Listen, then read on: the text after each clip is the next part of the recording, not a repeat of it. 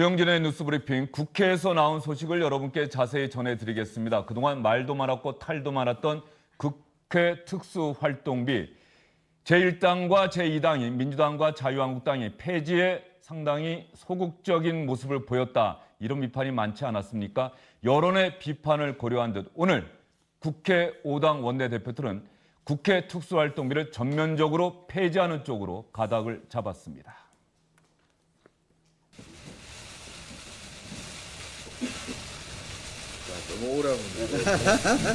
사실 특활비 문제라든가 국외 여행 문제라든가 이런 문제들이 나와서 굉장히 곤혹스러운 또 특활비 문제도 여야 간에 완전히 폐지하는 걸로 저희가 합의를 했습니다. 정말 필요한 부분이 있다면 앞으로 어떻게 결론이 날지 모르겠습니다만은 개선을 해 나가는 것으로 보완하는 것으로 이렇게 되어야 할 겁니다. 오늘 아침 홍영표 대표와 저는 특활비 완전 폐지를 합의를 이뤄냈습니다. 국회가 선도적으로 특활비에 대한 명확한 입장을 가짐으로써 또 우리 사회의 큰 변화를 가져갈 수 있는 큰 계기가 되지 않겠나. 국회에 새로운 역사를 쓰게 된 것 같습니다. 앞으로 이 특활비 문제에 관해서 국회에서 명확한 입장 표명뿐만 아니라 여러 가지 제도 개선 방안 이런 전반에 대한 제도 개선을 이루어낼 수 있는 그 출발점이 되기를 희망합니다. SBS 박문신 논설위원과 함께 여야 5당 원내대표들이 특수활동비를 왜 전면 폐지하는 쪽으로 가닥을 잡았는지 여러분께 자세히 설명해 드리겠습니다. 어서 오십시오. 예, 안녕하십니까. 그동안 민주당과 자유한국당은 보완하는 쪽, 개선하는 쪽에 무게를 두지 않았습니까? 예, 그렇습니다. 상대적으로 특수활동비는 규모는 줄이되 일부는 투명한 쪽으로, 다시 말해서 영수증이 첨부되는 항목으로 바꿔서 보완했으면 좋겠다 하는 의견을 냈는데, 그동안에 상대적으로 소수 야당들, 바른미래당, 정의당, 민주평화당, 이 소속 의원, 소수 정당의 의원들이 나름대로 명분을 가지고 이거 폐지 쪽으로 당론을 몰아갔고, 또 그리고 국민 여론도 굉장히 부정적이고 비판적이었기 때문에 결국 그 두 거대 양당, 그러니까 더불어민주당과 자유한국당도 이런 여론에 결국 항복하고 백기를 든 셈으로 이렇게 봐야 되지 않을까 싶습니다. 예, 지금 당장 올해는 특수활동비가 편성돼 있지 않습니까? 그렇습니다. 당장 이번 달부터 지급되는 특수활동비는 받지 않겠다, 그런 얘기인가요? 예, 그렇습니다. 일단은 작년 국회 특수활동비가 80억이었다가 이제 올해는 62억 원으로 줄어들어서 집행이 되고 있는데, 이제 지금부터 지급될 돈은 안 받는 거고, 지금 지급된 돈을 어떻게 하느냐, 이런 부분들이라든가 좀 구체적으로 보완돼야 될 점들이 좀 많이 남아 있습니다. 이런 것들은 목요일 날 16일이죠. 제도 개선 위원회를 별도로 열어서 구체적이고 상세한 안은 그때 가서 발표하겠다, 이렇게 된 것이 오늘 여야 3당의 합의 내용입니다. 민주당의 홍영표 원내대표가 그동안 특수활동비 유지하자 이런 주장을 한 번도 한 적이 없다라고 이야기를 했거든요. 자기도 원래는 폐지 쪽이었다고 얘기를 했는데 그게 팩트에 맞는 얘기입니까? 어떻습니까? 페이스북에 그런 글을 올렸던데. 일단 그동안에 있었던 특수활동비를 폐지하지 않고 다른 식으로 꼼수를 부리는 것 아니냐 하는 비난에 대한 나름대로의 해명 아닐까 싶은데요. 기본적으로 민주당과 자유한국당이 얘기해왔던 것은 상대적으로 투명화 쪽에 좀 초점이 맞춰져 있는 폐지안이라기보다는 개선안에 조금 가까웠던 것이 사실이었던 것 같고요. 또 문희상 국회의장조차도 그런 쪽에 무게를 뒀었는데 결국은 국민의 여론을 들어주는 결과대로 간 것으로 이렇게 생각이 됩니다. 오늘 구체적으로 어떻게 폐지하고 앞으로 특수활동비가 폐지되는 대신에 업무 추진비나 이런 부분들을 어떻게 바꿔나갈지 이런 부분들은 발표를 안 한 거죠? 안 했습니다. 예, 발표를 하지 않고 이제 구체적인 아예 의견조차 나누지 않았다, 이렇게 지금 돼 있는 것이 발표 내용이었거든요. 그러니까 설령 얘기를 했다 하더라도 그냥 물밑에서 얘기를 나누고 구체적인 상세한 또는 더 뭐랄까요, 좀 궁금증이 남아 있는 여러 가지 대목들, 이런 것들은 이제 목요일 날 국회 차원에서 별도로다가 발표를 할 것으로 그렇게 보여집니다.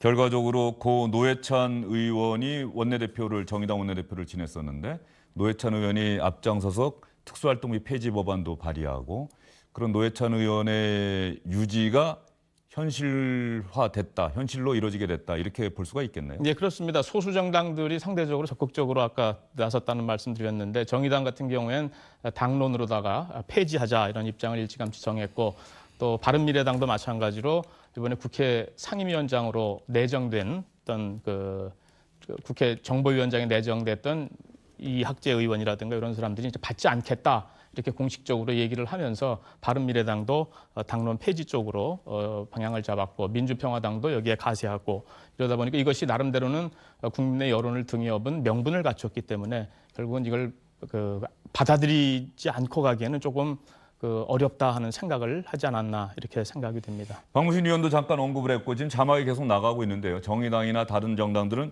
그렇다고 한다면 특수활동비가 폐지된다고 한다면 업무 추진비가 증액되지 않겠느냐.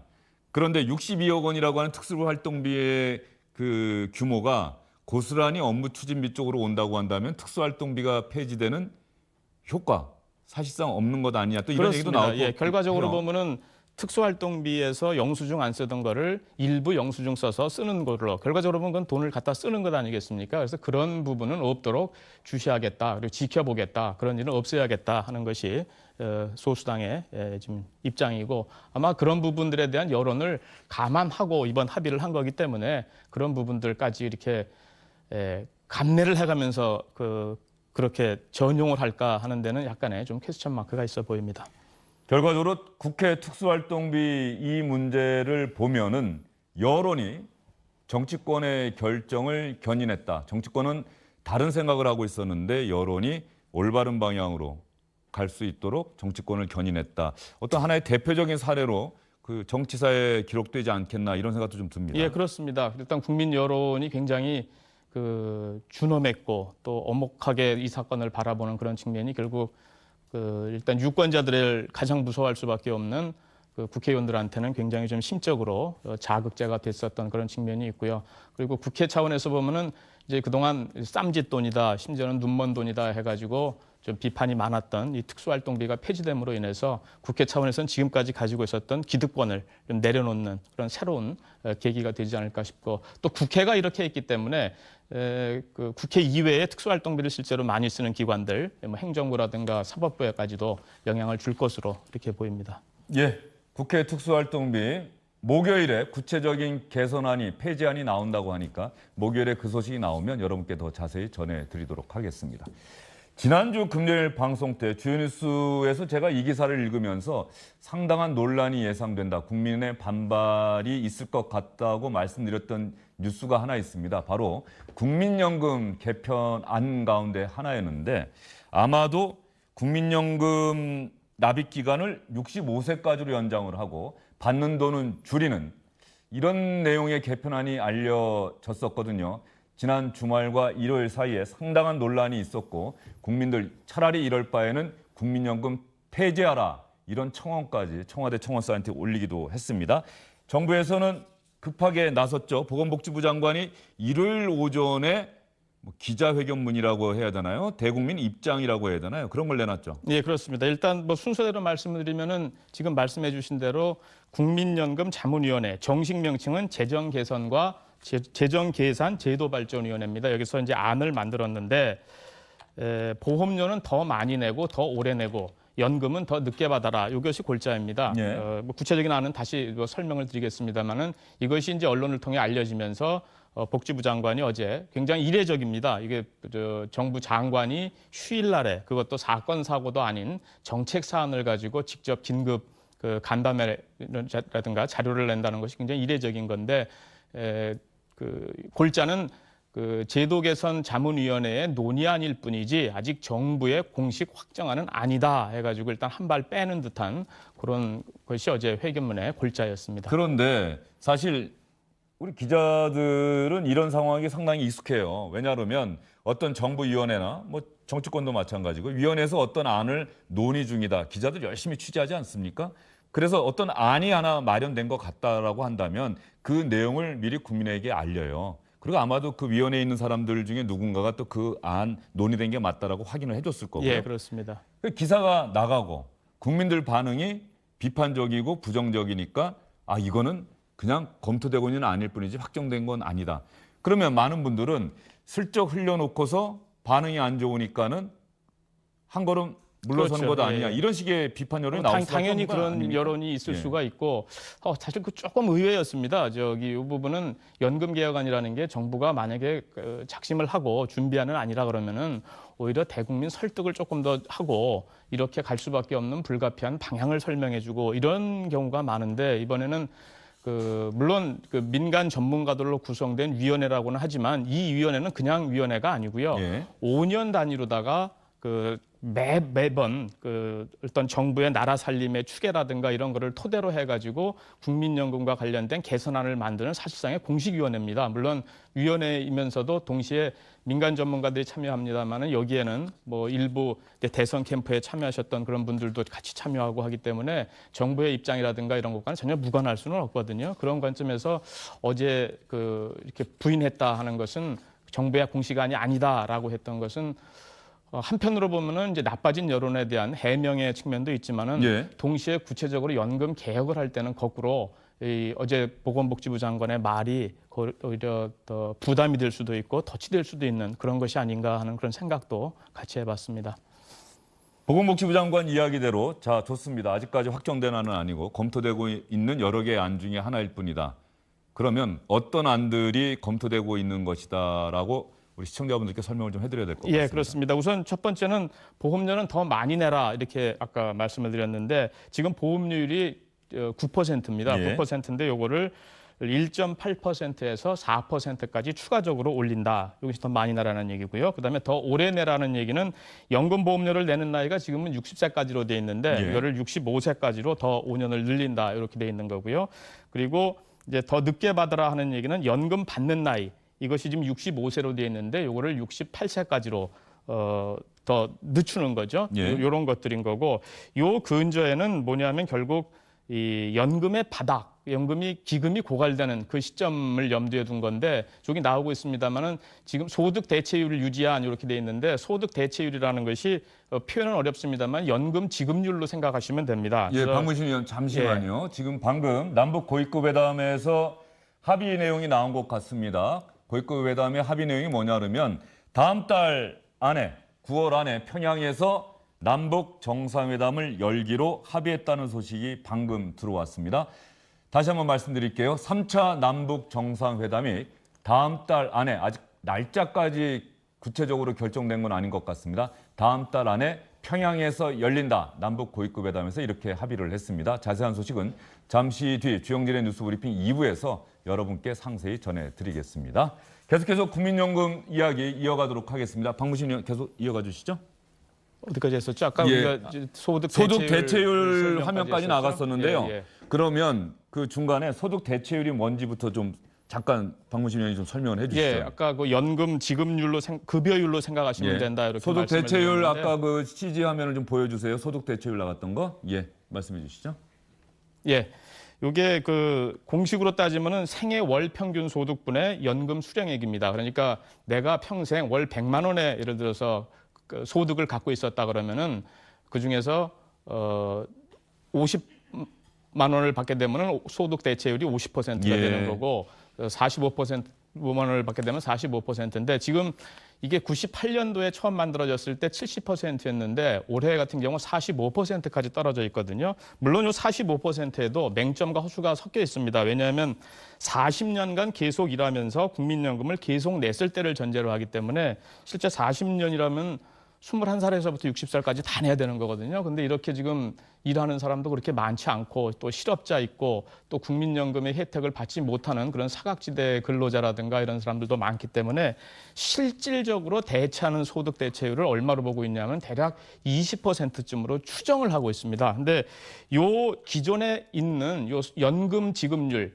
연금 급여를 유지하기 위해서는 기금이 고갈될 가능성이 있으니 지금처럼 더 오래 내고 더 많이 내고 받는 시점은 더 늦춰라. 이것이 지금 국민자문위원회 일종의 잠정안이라 그럴까요? 건의안이라 그럴까요? 이렇게 지금 나와 있는 것으로 이해하시면 되지 않을까 싶습니다. 예, 국민연금 언제부터 받게 될지 나이에 따라서 좀 많이 다릅니다. 그 화면 준비된 거 있으면 좀 그걸 보면서 이야기를 이어갈게요. 1952년생까지는 60세부터 만 60세부터 국민연금을 받게 되고요. 그다음부터는 그 출생 연도에 따라서 국민연금을 받기 시작하는 나이가 달라집니다. 저 같은 경우는 64세가 돼야 만 64세죠. 만 64세가 돼야 받을 수 있는 것 같고 69년생 이후부터는 65세가 돼야 받는다. 개편안의 주요 내용도 잠깐 화면에 나갔습니다만 두 가지 아직 확정된 게 아니기 때문에 소득 대체율 인상안이 있고 유지안이 있다. 이 내용도 아까 말씀해 주셨습니까? 지금 이거 하는 것이 이제 네. 소득 대체율을 유지하는 것을 유지한. 전제로 했을 때 조금 더 많이 내고 오래 내고 나중에 받아가라 하는 안이 소득 되는 거고요. 대체율이 유지가 되려고 한다면은 더 오래 내라. 그렇죠. 그리고 예. 소득 대체율을 인상한다고 한다면은 그만큼 보험료도 더 내라. 뭐 이런 겁니까? 그렇죠. 안 그러면 지금처럼 내려면 연금 지급률, 소득 대체율이 낮아지니까 이게 지금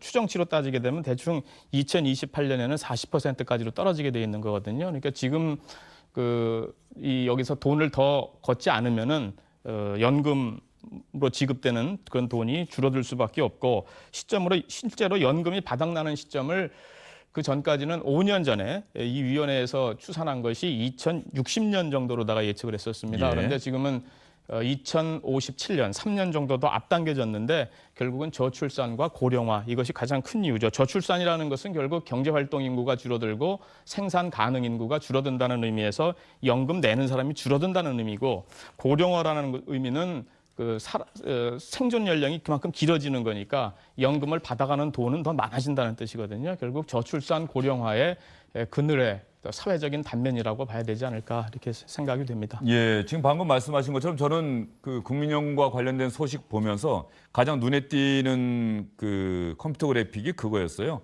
가입자 수하고 수급자 수가 이렇게 서로 크로스가 되는. 그렇습니다. 예, 예. 그게 가만히 봤더니 바로 인구 예. 감소 때문에 그렇게 된다는 거죠. 2040년 2045년으로 되어 있습니다. 아마 예. 그래픽이 있으면은 그거 예. 한번 좀 같이 보면서 설명을 드리면 될 것 같은데요. 2045년이요. 예, 국민연금 가입자 수와 수급자 수 이것이 국민연금 가입자 수는 계속 아래쪽으로 내려가는 그래프고 그다음에 수급자 수는 계속 이렇게 올라가는 그런 그래프인데 그것이 만나는 지점이 대충 2045년 이렇게 되는 그 그래프가 있는데 준비가 별도로 안 돼 있는 것 같습니다만은 아무튼 그만큼 고갈 시점이 점점 빨라지고 있다는 것 그리고 이 속도는 앞으로도 더 빨라질 수도 있다는 것 이것이 연금 개혁을 담당하는 그런 전문가가 됐든 또는 당국이 됐던 그 고민거리가 되지 않을까 싶습니다. 예, 국민연금은 그리고 또 그래서 국민들의 소중한 노후를 보장하기 위한 소중한 자산인데 이 국민연금관리공단에서 그 돈 더 불리겠다고